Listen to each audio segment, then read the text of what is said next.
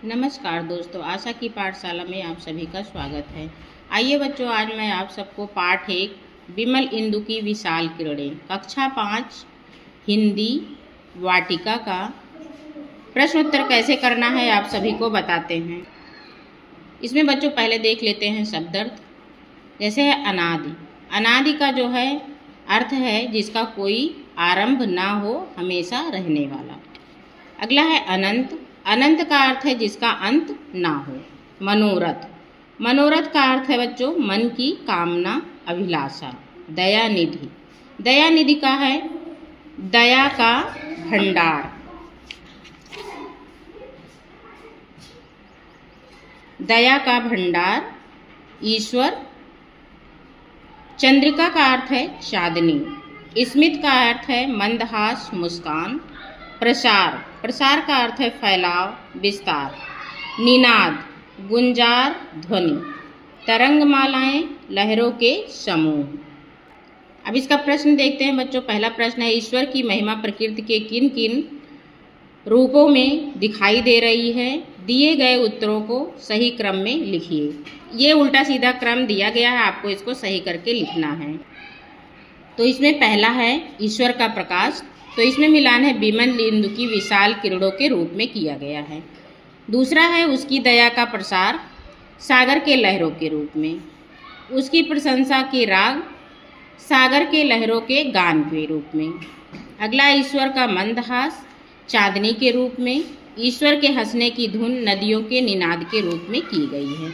अगला प्रश्न है प्रश्न नंबर खा है परमात्मा को दयानिधि क्यों कहा गया है। तो इसका उत्तर लिखेंगे बच्चों। परमात्मा संसार में सबसे अधिक दयालु हैं, इसलिए परमात्मा को दयानिधि कहा गया है। गा वाला प्रश्न है तरंग मालाएं क्या कर रही हैं। तो इसका उत्तर है तरंग मालाएं ईश्वर के प्रशंसा के गीत गा रही हैं। अगला है घा प्रभु की दया की तुलना सागर से क्यों की गई। तो इसका उत्तर लिखेंगे बच्चों। जिस प्रकार सागर का फैलाव बहुत अधिक है, उसी प्रकार प्रभु की दया का फैलाव अनंत है। अगला है प्रश्न नंबर 2 पंक्तियों का भाव स्पष्ट करना है बच्चों। इसमें पंक्ति दी गई है और इसका भाव हमको बताना है। का है तुम्हारे हंसने की धुन में नदियाँ निनाद करती ही जा रही। इसका भाव क्या लिखना है हम आपको बताते हैं। तो इसका भाव यह है बच्चों ईश्वर के हंसने की ध्वनि नदियों के लगातार कल कल करने की ध्वनियों में सुनाई दे रही है। अगला है तेरी प्रशंसा का राग प्यारे तरंग मालाएं गा रही हैं। इसका भाव है, इसका अर्थ हम देखेंगे सागर की लहरें ईश्वर की प्रशंसा के गीत गा रही हैं। तो आइए अगला प्रश्न देखते हैं बच्चों। अगला प्रश्न है सोच विचार कर बताइए। तो इसमें बच्चों का वाला प्रश्न है प्रकृति द्वारा निर्मित 10 चीज़ों के नाम। तो जैसा कि आप सभी जानते हैं प्रकृति द्वारा निर्मित कौन कौन सी चीज़ें हैं, फिर भी हम लिखवा रहे हैं, आप ये लिख लीजिए। पहला है जल, पेड़ पौधे, जीव जंतु, अनाज, वायु, नदी, पहाड़, समुद्र, पक्षी, सूर्य। ये सब जो है प्रकृति द्वारा निर्मित हैं बच्चों। अगला प्रश्न है मानव द्वारा निर्मित 20 चीज़ों के नाम आपको बताने हैं। तो इसमें है कुर्सी, मेज, कार, बस, रेलगाड़ी, साइकिल, मोटरसाइकिल, ट्रक, मकान, जूता, चप्पल, mobile, computer, TV, fridge, washing machine, cooler, पंखा, रेडियो और हीटर।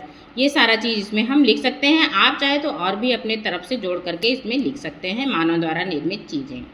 तो आइए अगला प्रश्न देखते हैं। अगला प्रश्न है नीचे लिखे शब्दों के तुकांत शब्द लिखिए। तुकांत शब्द क्या होते हैं बच्चों, आप लोग कक्षा 2 से ही पढ़ते आ रहे हैं, सभी को पता है तुकांत शब्द। तो तुकांत शब्द जैसे होता है कि जैसे दिया गया है, एक जो है आपको उदाहरण करके बताया गया है सागर, सागर का है गागर। तो इसी तरह हम जो है दूसरा भी उदाहरण देख लेंगे। इंदु है, इंदु का बिंदु, धुन का घुन, माया का काया, लीला का पीला, मिला का किला। ये सब तुकांत शब्द हैं बच्चों, आप इसी तरह से अपने कॉपी में लिख लेंगे। अगला प्रश्न देखते हैं। अगला प्रश्न और लास्ट प्रश्न है बच्चों नीचे दिए गए शब्दों के समानार्थी शब्द। ये भी हम बता चुके हैं पहले भी आप सबको समानार्थी शब्द क्या होते हैं। तो इसमें दिया गया शब्द इंदु, इंदु का समानार्थी होगा चंद्रमा। प्रकाश, प्रकाश का होगा रोशनी। सागर का होगा समुद्र। मनोरथ का होगा अभिलाषा। जगत का संसार। तरंग का लहरें। तो बच्चों ये हमारा पाठ 1 जो है विमल इंदु की विशाल किरणें कक्षा 5 का पहला पाठ था वाटिका का। आप लोगों को अच्छे से समझ में आ गया होगा। और हमारे चैनल पर नए हैं तो हमारे चैनल को लाइक शेयर एंड सब्सक्राइब ज़रूर करें। मिलते हैं नेक्स्ट वीडियो में, तब तक के लिए बाय बाय।